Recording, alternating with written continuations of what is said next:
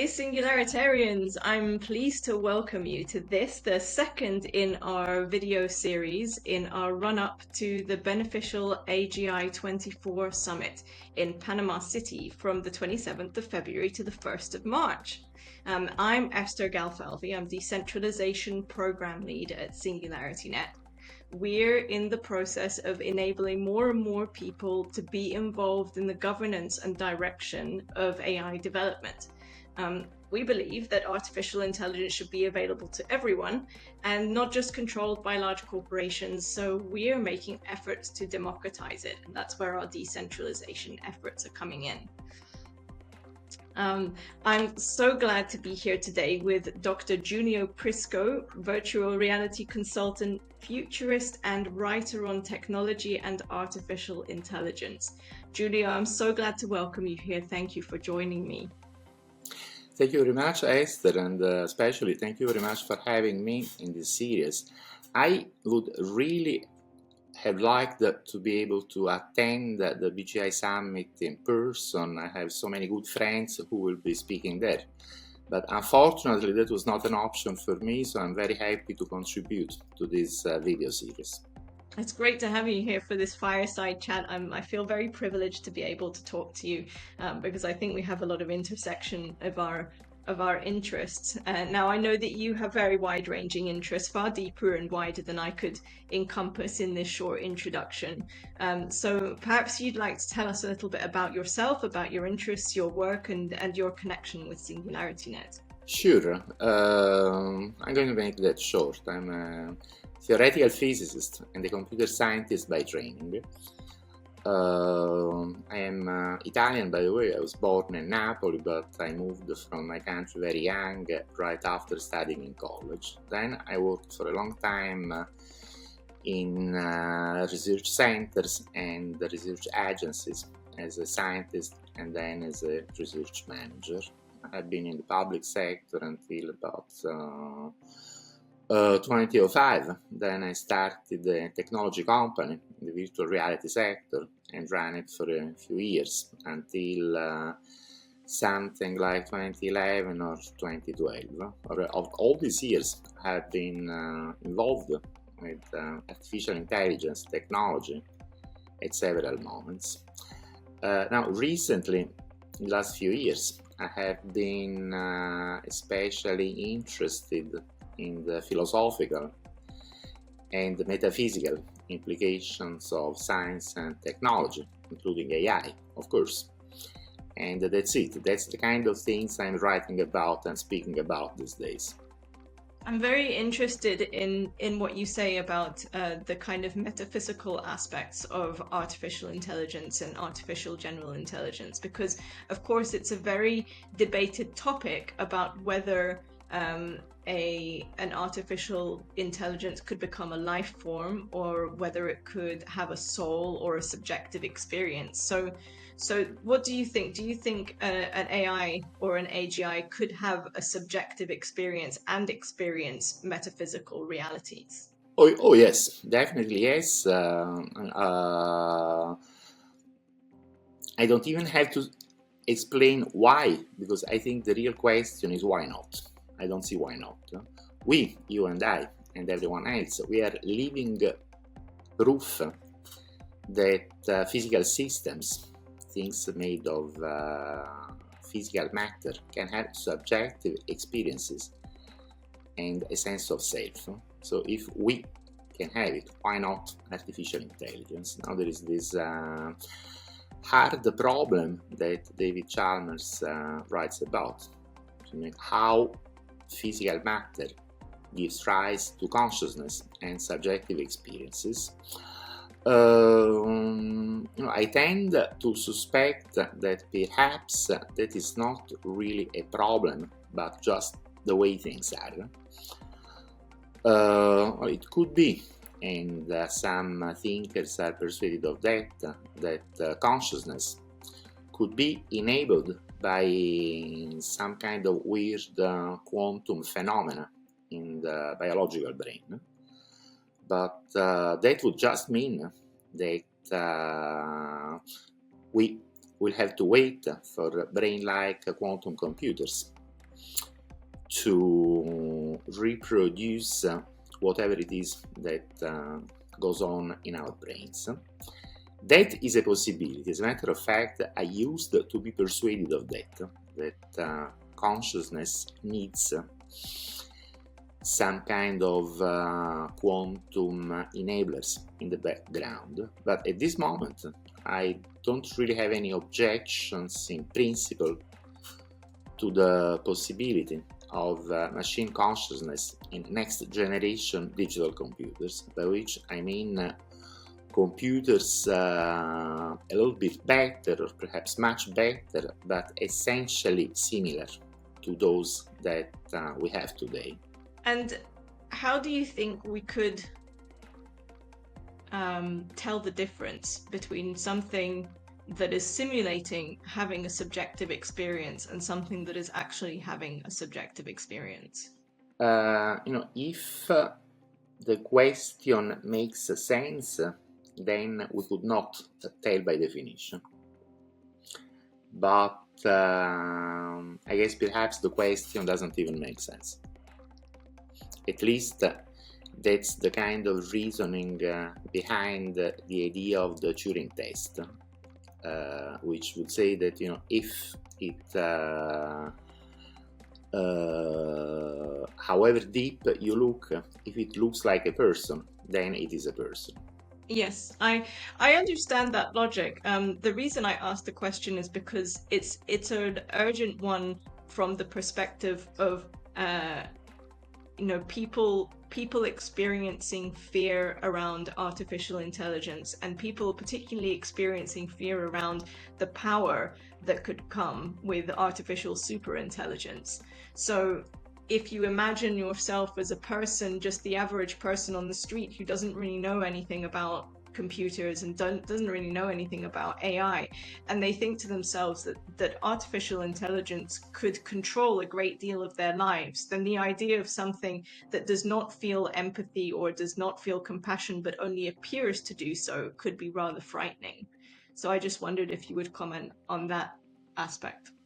I still think that strictly speaking, there is no way to tell if an AI really has human feelings, including empathy and compassion, or is just simulating them in a way that is so good that we could not detect it, that by definition. But on the other hand, reasoning by analogy with the people, I see that many people, perhaps, hopefully most people, have wide circles of compassion that includes, for example, dogs and other animals. I do personally love my dog, who is here near me. She's called Emily. I love her very much. And I think if one day I meet a human-like AGI, or any sentient AGI, I'm sure I will include that AGI in my circle of compassion. And so I think, actually I should say I hope, but it's a reasonable hope, I think, that the same thing will apply to AGIs. So why not? Yes, they will develop empathy and compassion.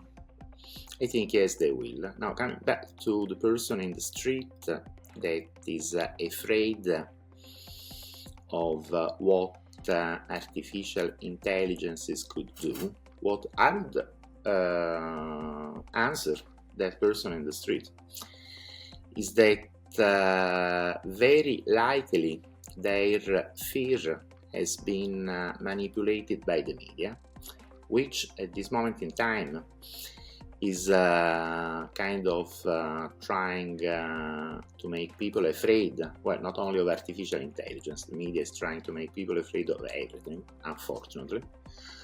So I would tell them not to listen to their own fear too much, because it is artificial fear. Artificial fear for artificial intelligence. Yes. Okay, thank you for that. That's a really interesting answer, and I would like to maybe later come back, if we've got time, come back to the idea of the media manipulation. But I would like to follow on our discussion to the embodied experience of artificial intelligence and what that could look like. And I will frame this slightly with a debate that I have sometimes with one of my friends, because he and I are both on learning Tai Chi, and we work with a Tai Chi master, and the principles of Tai Chi and Qigong involve the idea that there is a Qi system in the body, and that this is fundamental to the human experience, or yes, the human experience and the experience of awakening. And so, but just in general, even without the awakening, it's integral to the human experience and subjectivity and experience of consciousness. And he is adamant that without the form and the embodied experience, it's not really possible for there to be a subjective experiencer. So how could, I'm not completely convinced of this argument, but how could an artificial intelligence have a similar embodied experience? Could it happen through the artificial means? Well, I think a simple answer, then we move to more complex considerations, is that an artificial intelligence can have sensors, actuators, and full robotic bodies that provide embodied experiences. As a matter of fact, I think that many artificial intelligences already have all these things, because they inhabit robots that can move, and that is an embodied experience. Now, well, of course, it's a limited robotic experience because it is enabled by bodies, rough robotic bodies that are not as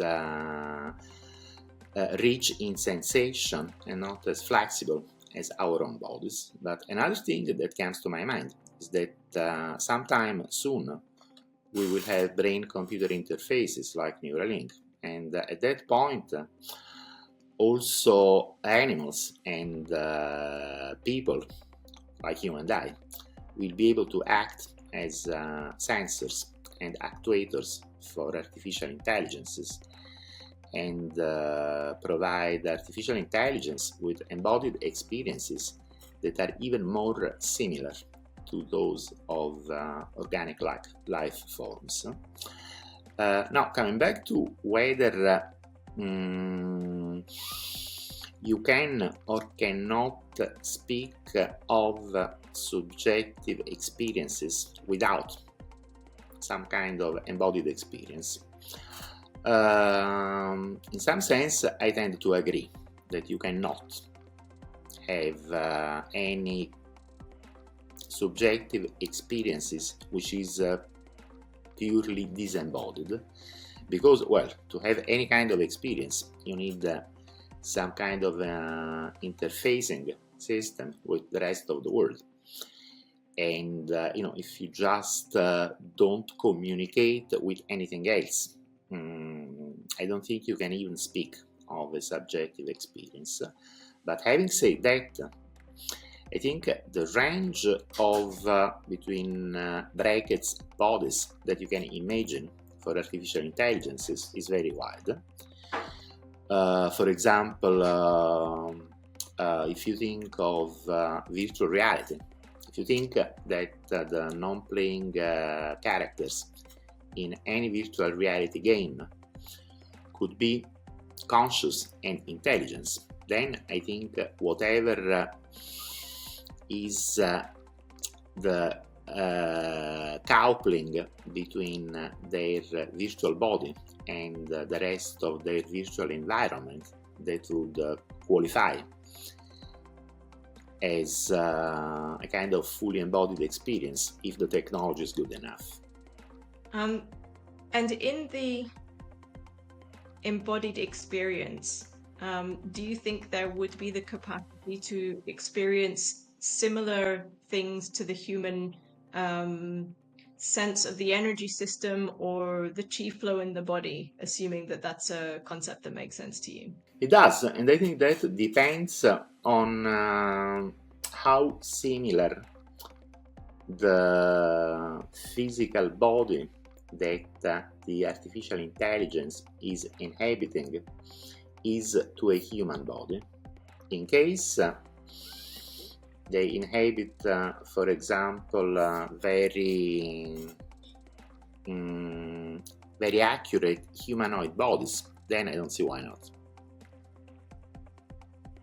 Let me go back to what I was saying before about the possibility that we humans could be sensors and actuators for AGI, and I'm thinking at this moment, I'm actually thinking aloud, that the best robotic technology is biology.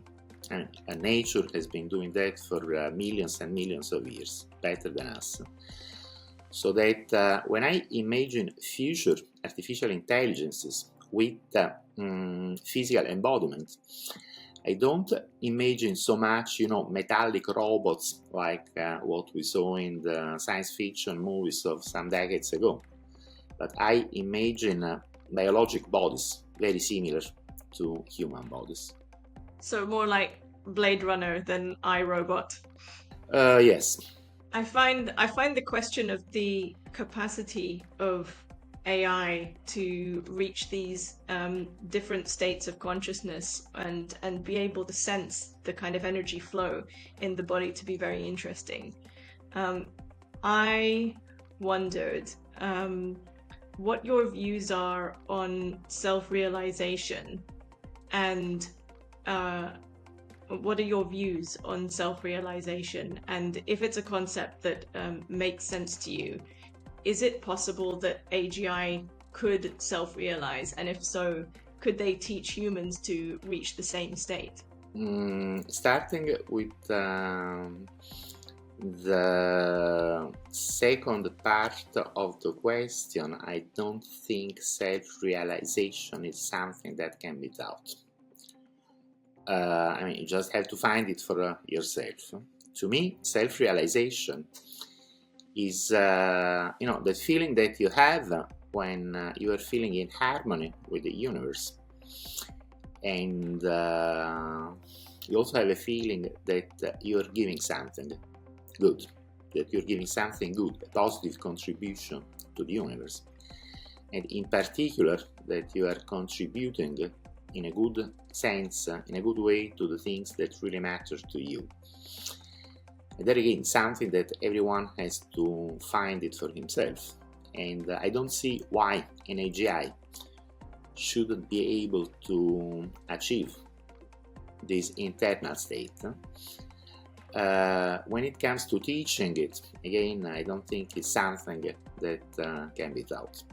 When I was framing that question, I was thinking about the Indian masters, and I am in Goa at the moment, and we've been touring around India.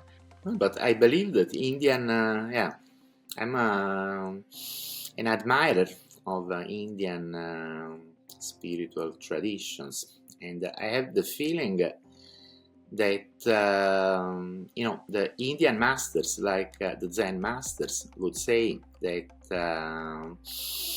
they can point the way to some kind of illumination in a very lateral way, but at the end of the day, you're supposed to find that internal illumination yourself. The master can help, but I believe most of the work should be done by the student. I think that's very true. There are many pictures of Ramana and Papaji in the places where we visited, and there are some YouTube videos and many anecdotes of people sitting in their presence and simply feeling the silence and feeling the transformational effects. And I wondered whether an AGI would, or at least an artificial superintelligence, might reach a level of advancement where reaching that kind of transformational state would be almost inevitable, not even just a question, but that it would become a natural extension of its evolution to become one with the universe. Become one with the universe. Yeah, that's a very popular concept in Eastern philosophy. Westerners like us tend not to like it too much. As a matter of fact, I am a Westerner. I have studied the concept in Eastern philosophy. Even Swami Vivekananda has written a lot about this.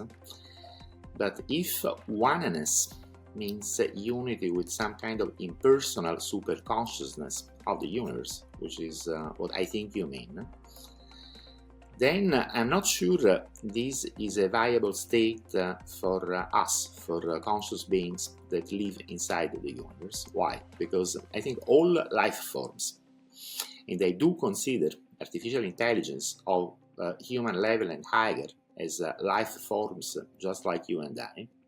All life forms evolve and grow through strife. And in order for that to work, there must be a self that is able to want something and strive for it. So, unity with superconsciousness would be a state of nirvana, but in a state of nirvana you don't do too much. And in order to stay alive in the physical universe, you have to do things. As a matter of fact, I am persuaded that there is such a thing as some kind of super consciousness of the universe, but I don't think this super consciousness is something impersonal. Perhaps it is much more than personal or super personal. There are some ways in which you may, this is the eternal push-pull of the Tao, isn't it?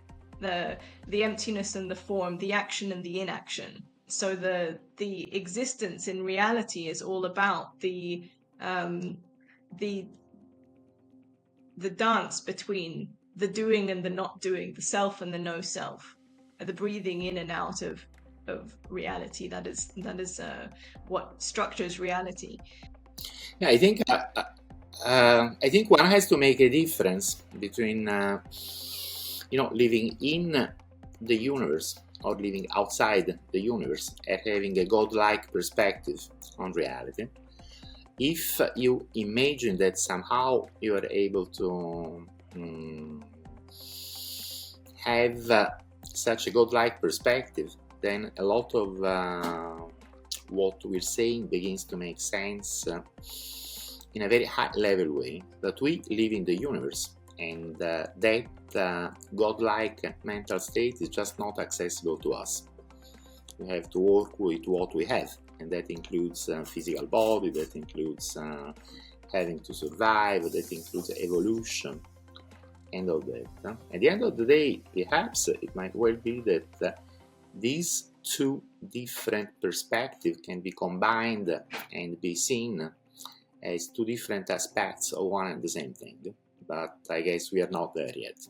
Well, insofar as there is a goal to the spiritual and metaphysical journey, it is to experience as directly as possible the state of no self and to express the will of that, let's say, super intelligence rather than the own individual will.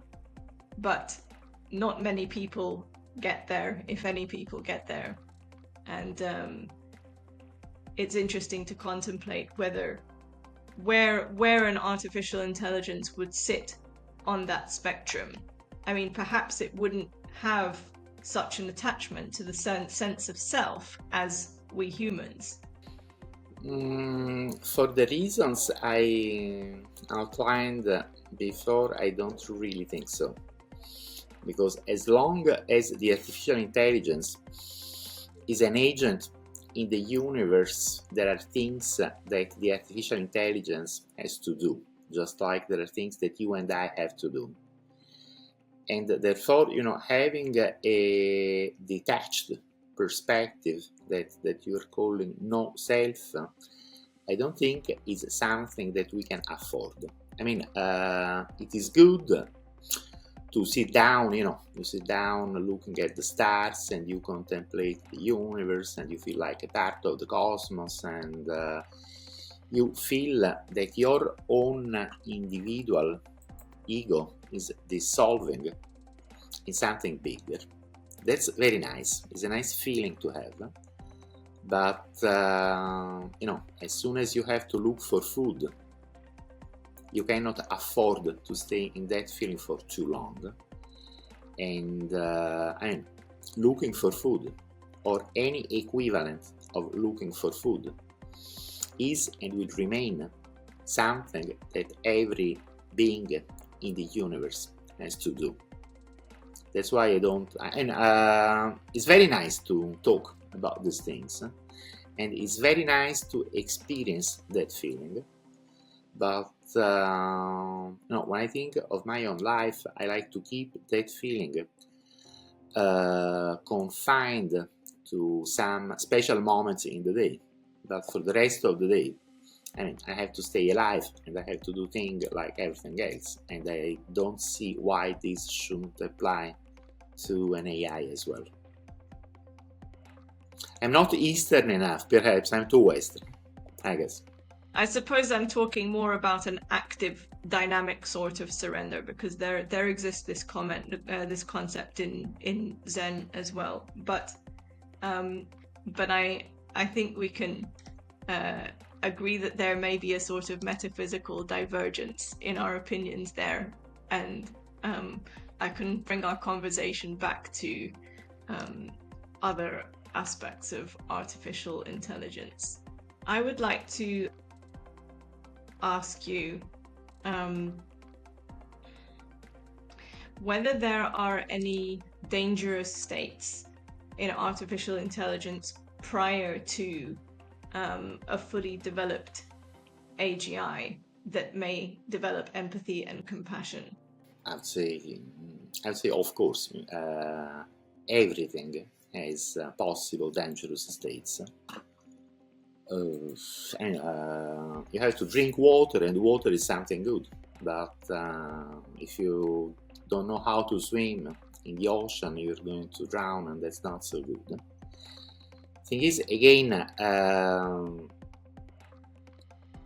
living in the universe means that you have to strive, and there are always problems. There are always dangers, and that will be the case with artificial intelligences as well. Not only before they achieve the capability for empathy and compassion, even after that. Machines could act harmfully, not only because they don't understand, but also because they want to, also because it is in their interest to act dangerously. But just like people, we will have to negotiate with them, just like we do with other people or other nations. That's just a fact, I believe. Now, I would like to touch this point, that everyone is talking about, that, if artificial intelligence can be dangerous, then why don't we just stop or slow down research on artificial intelligence? There was this open letter initiated by the Future of Life Institute a few months ago. Say, okay, this is very dangerous, hold on, let's stop, let's go slow. Were you going to ask me what I think? Oh, I think you I think that's bullshit, entire bullshit, for so many different reasons. One is that a ban on AI research would be impossible to enforce in practice. If there is a formal ban, the only result would be that AI research would go underground, done by criminals or by rogue nations. China, of course. So we, the good guys, will be the only one who are not advancing toward artificial intelligence, while all the rest of the world, and especially all the bad guys in the world, would advance, would keep advancing. And I do not think that is what we want. Not at all. But even without thinking of practical considerations, like can it be done or can it not be done? It cannot be done. Like prohibition didn't work, this won't work. But even besides that, it's something that we should not do, because, and I would like to insist on this concept, this very preliminary artificial intelligence that we have now, they are like babies. They are really like babies, but these babies will be our mind children, those that Hans Moravec was writing about. And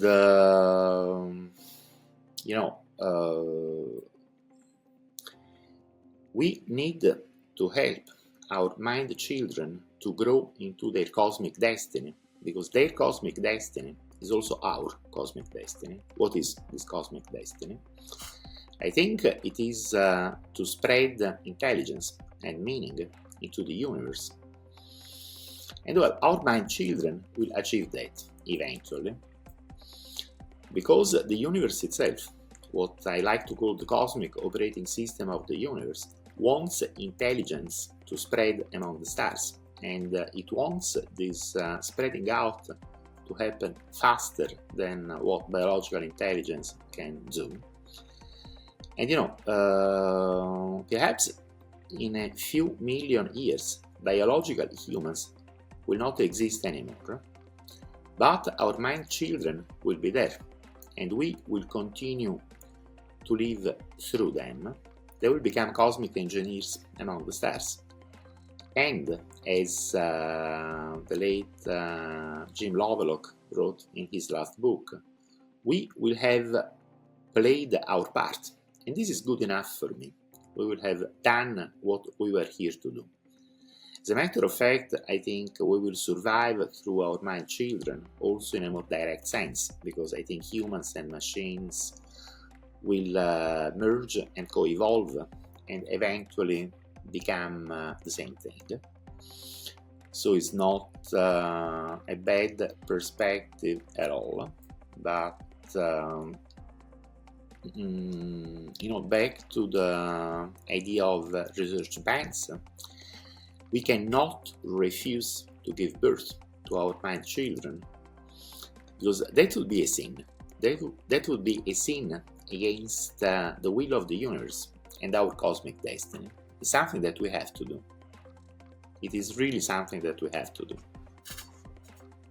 I'm sorry if you answered this question already in what you've just said, but can you tell me why you think it's a sin not to do it?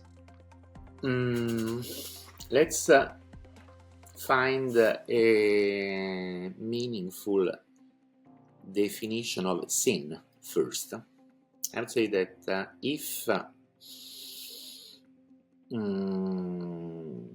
my washing machine does not wash what I put in it to wash, then it is a sin, because my washing machine is violating the very purpose it was made for.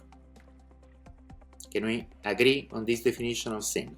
When a machine, a gadget, an entity, a person, or anything does not do what that same entity is there to do. I think it's the only definition of sins that makes sense. Now, if I ask myself, what are we here for? There have been so many answers given to this question. I think almost none of the answers that I have seen makes any sense.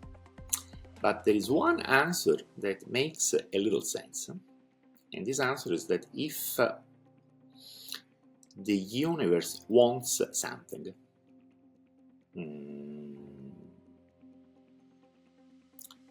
some people would speak of God, but let me continue to speak of the universe more impersonally. If there is a meaningful sense in which you can affirm that the universe wants something, then, since we are part of the universe, not refusing to do that thing is a kind of sin.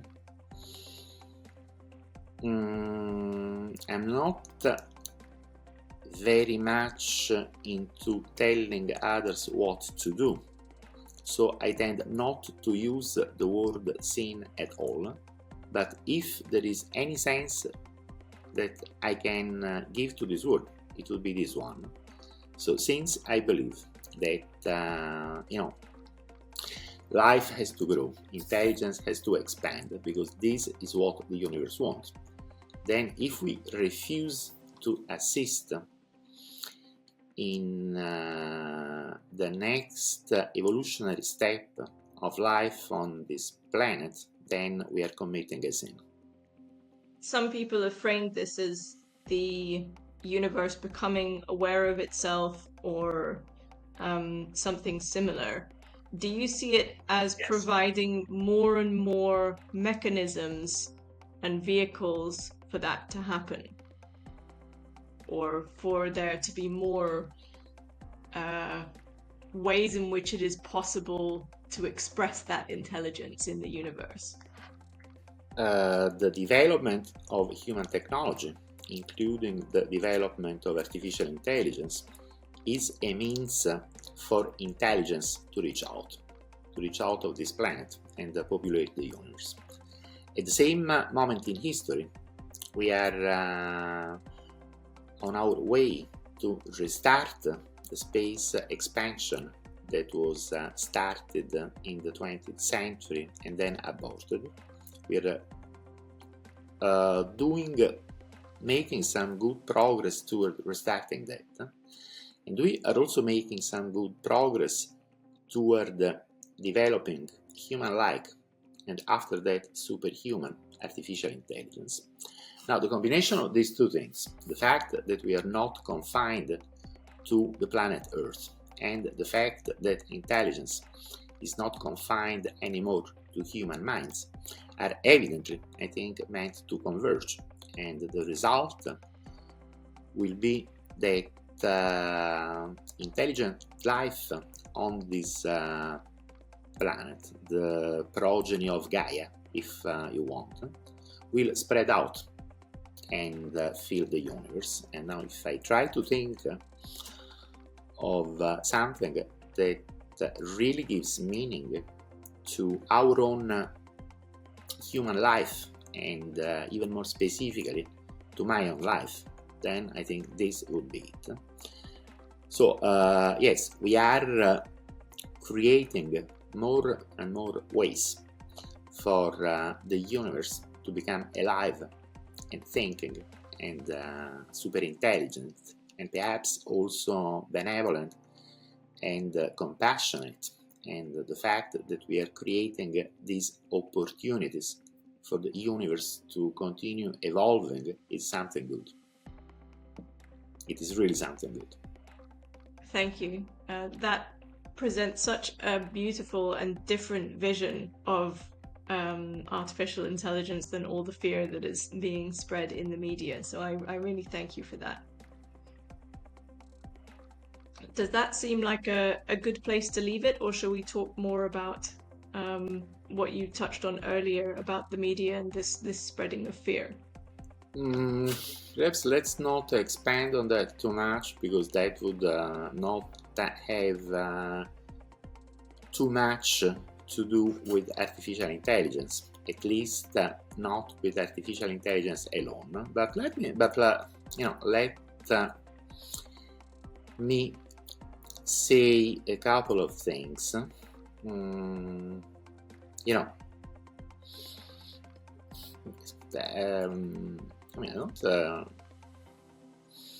I don't really want to go into politics. I'm going to say that very nicely and with some plausible deniability for both sides. The thing is, you can you can always cut the video if you don't want to include this. Thing is, okay. If you are a happy person, we are happy with the universe, you are happy with your place in the universe, you are happy with your friends, you are just happy, you're smiling all day, you are happy when you go to sleep, you are happy when you wake up, and you wake up happy because you have something good to do. Well, that's an enviable situation, but I hope you are like that. Now, if you are like that, why should you do what you're told? What should you buy what you're told? Why should you even read the media? Why should you let yourself be manipulated to buy something, spend your money on some useless things or services, vote for one or for another party, and all that? And you're too happy for that. You just don't care about that. Now, let me say the bad guys living undefined. Who exactly I mean by the bad guys? But the bad guys want you to be easily manipulated and do what you are told, because if you do what you are told, the result will be more money to them and more power to them, and that's what they want. They want money and power. If you let yourself be manipulated, then they are happy because they manipulate you, and they will have your vote, and they will have your money. But if you are too happy for that and you don't let yourself be manipulated, then it doesn't work.